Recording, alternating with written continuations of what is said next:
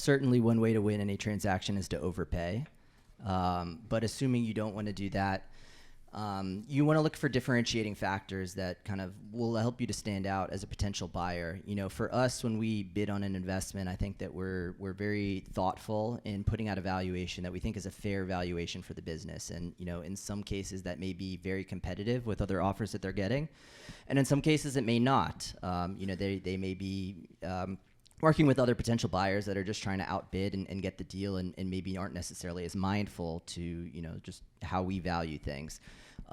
Two ways that we really try to differentiate ourselves that I think, you know, a lot of people can really replicate if you are looking to do a transactions. One, in this market particularly, is certainty to close. You know, most buyers are working with a lender or a bank or some sort of debt provider in helping to finance the deals.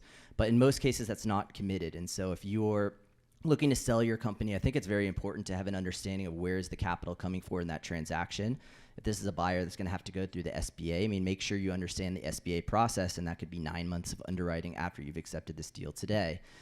If they have a bank that they're working with, I mean, ask to see a copy of the bank commitment letter, understand what's the process from now until getting a final commitment letter, and can that buyer still close if the bank comes back at a final commitment letter and it's $3 million less. So these are important things to, you know, understand, but from a buyer's perspective, being able to convey, hey, we can put this offer out and we can close on this offer within, you know, a relatively short period of time, I think is one factor that really help to differentiate yourselves.